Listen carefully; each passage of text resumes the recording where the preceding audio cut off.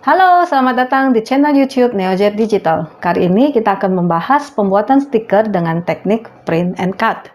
Pertama, kita buka gambar JPEG, TIFF atau PNG atau gambar vektor yang akan kita gunakan untuk pembuatan stiker. Ada 4 basic elemen yang diperlukan untuk fitur print and cut. Pertama, ukuran kertas pada Silhouette Studio harus sama dengan ukuran pada printer. Yang kedua, desain harus berwarna. Yang ketiga, desain harus memiliki garis potong. Yang keempat, registration mark-nya harus diaktifkan. Oke, kita bahas satu persatu. Yang pertama adalah ukuran kertas. Untuk mengubah setting ukuran kertas, kita ke patch up panel. Terus kita ke media size. Kita pilih ukuran kertas yang kita inginkan. Untuk kali ini kita pilih ukuran A4. Oke, seperti ini. Nah, sesuaikan ukuran desain yang akan di print and cut. Oke, kita ubah ukuran desainnya kira-kira seperti ini. Oke. Nah, desain yang akan di print and cut harus berwarna, walaupun harus hanya warna hitam. Kemudian desain harus memiliki garis potong. Nah, ini untuk desain JPEG, TIFF dan PNG ini adalah adalah format bitmap. Sedangkan yang bisa dibaca oleh mesin cutting adalah vektor atau garis. Nah, kali ini kita akan membuat garisnya. Oke, kita ke open trace panel. Kita klik, terus kita select trace area seperti ini. Kita trace satu persatu untuk desainnya. Oke, nah kalau kita lihat di sini ada warna kuning-kuning ya. Ini adalah bagian yang bisa kita trace. Nah, bagian bawah ini belum ada warna kuning, berarti tidak bisa ke trace. Kita bisa atur di bagian threshold seperti ini. Kita geser lagi sampai warna kuningnya menutupi semua garis pinggir. Oke, kita trace outer edge.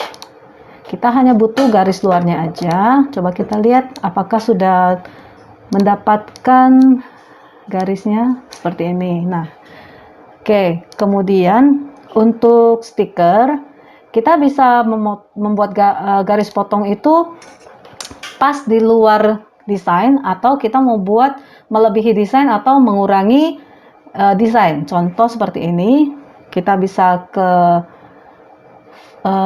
offset selected shape seperti ini, kita klik. Nah, ini adalah offset keluar. Kalau kita memilih internal offset, dia akan offset ke dalam. Oke, kita pilih garis yang ini. Kemudian kita internal offset. Nah, bisa dilihat dia akan masuk ke dalam. Distance-nya ini bisa kita atur sesuai yang kita inginkan.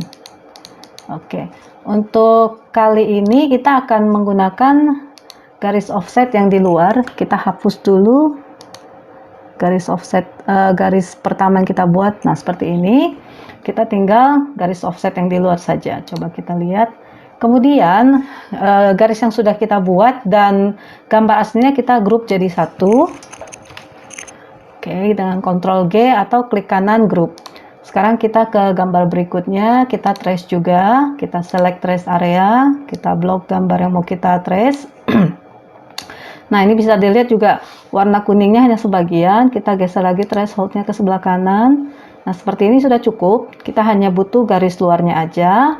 Kita trace outer edge seperti ini, kemudian kita lihat lagi.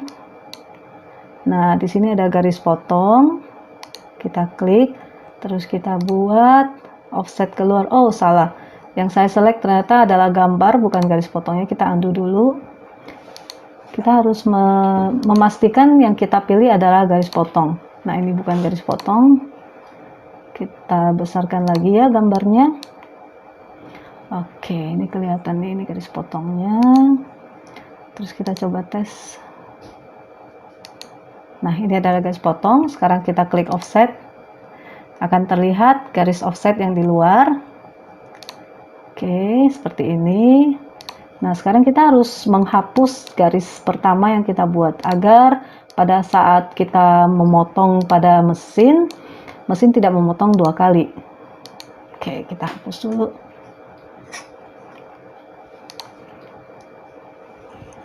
Kita klik gambarnya, kita klik garisnya, terus kita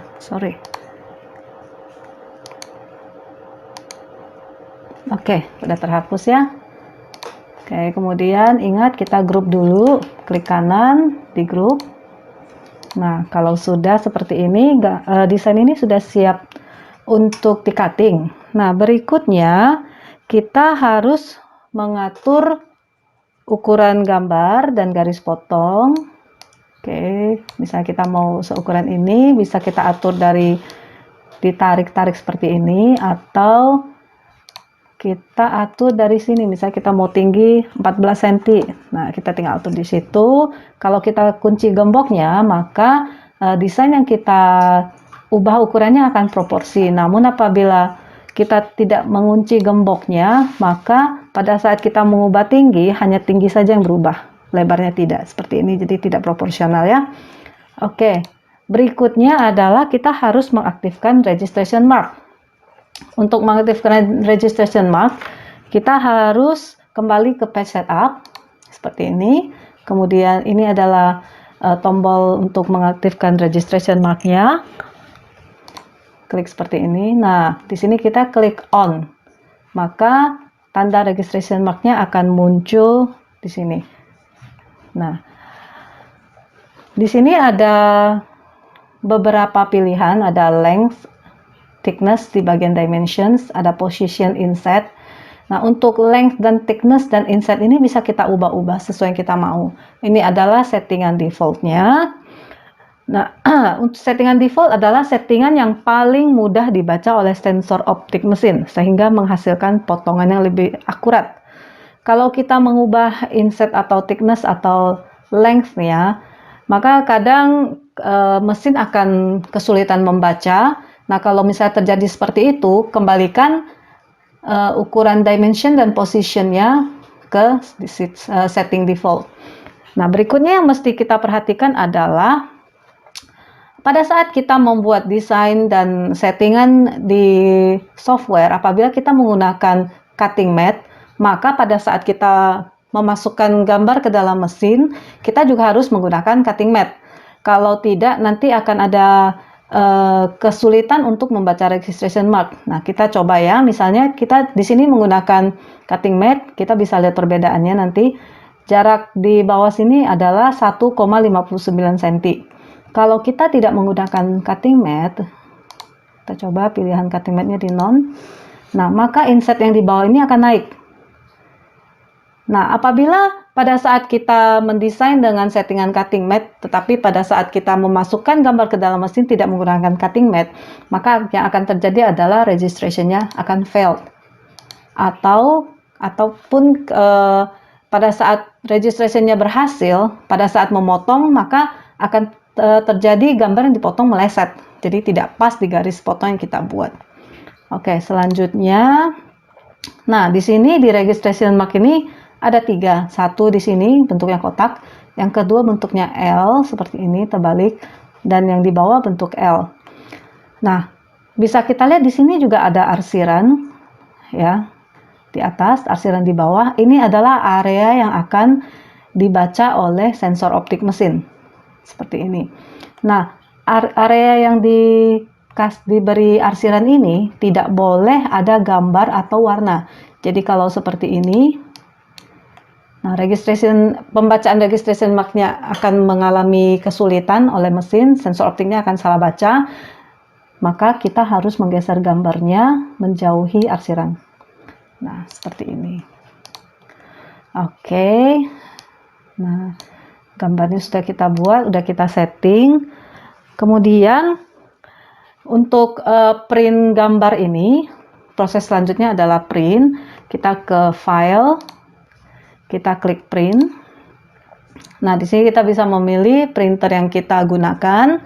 Kita bisa mengatur preferensinya di sini. Kita harus perhatikan dokumen size di printer dan dokumen size di page setup kita harus sama.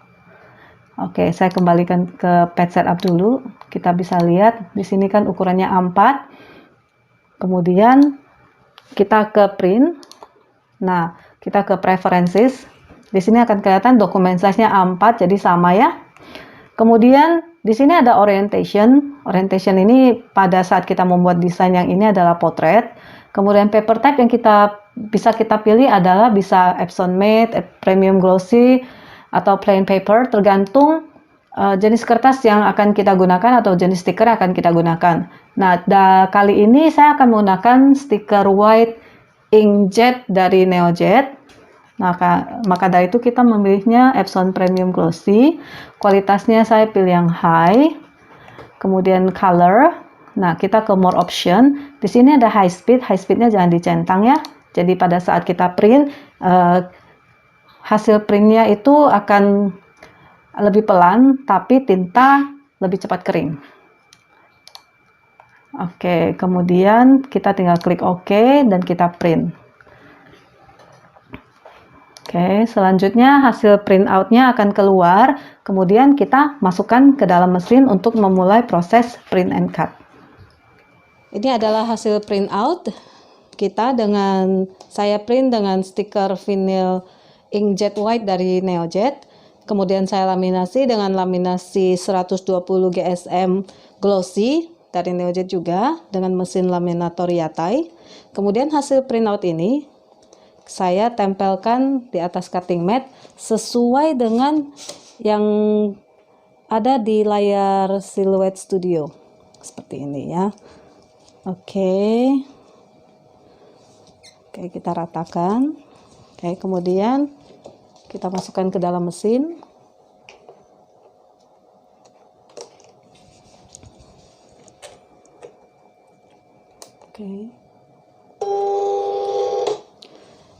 Oke, kemudian di mesin kita pilih material yang akan kita gunakan.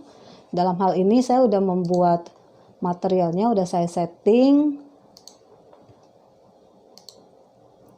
Untuk stiker vinyl dengan laminasi 120 GSM, saya memakai pisau 3 dengan force 18. Oke, setelah itu kita tinggal klik send. Bisa kita lihat mesin mulai membaca registration mark sebelah kiri, kemudian dilanjut dengan registration mark di bagian bawah, kemudian registration mark sebelah kanan atas. Kalau mesin berhasil melakukan registration, dia akan memulai memotong garis potong yang sudah kita buat.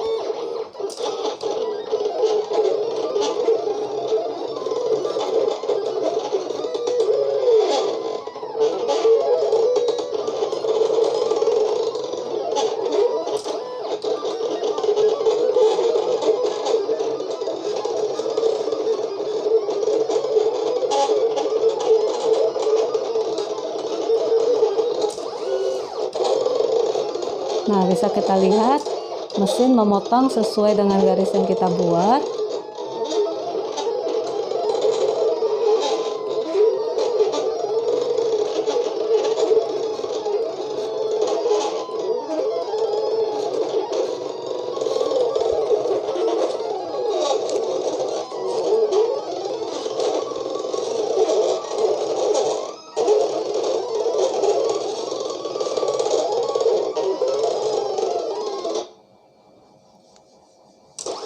Oke, mesin sudah selesai memotong. Mari kita lihat hasilnya. Saya copot dulu dari cutting mat. Kemudian kita lihat garis potong yang sudah dibuat oleh mesin. Saya buka stikernya ya, menggunakan weeding tools dari NeoJet. Oke.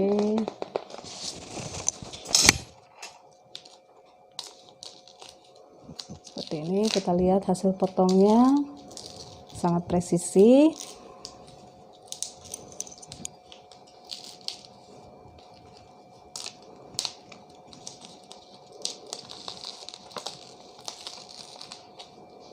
Sesuai dengan garis yang saya buat tadi. Oke, seperti ini. Nah, bisa kita lihat. Ini adalah hasil potongnya. Nah, untuk Hello Kitty ini saya edit jadi garisnya pas pada tepi desain. Seperti ini, bisa kita lihat. Kalau untuk Rainbow Dash, saya buat offset keluar seperti ini. Oke, hasilnya sangat bagus. Nah, demikianlah cara pembuatan stiker dengan teknik print and cut menggunakan Silhouette Cameo 4. Terima kasih.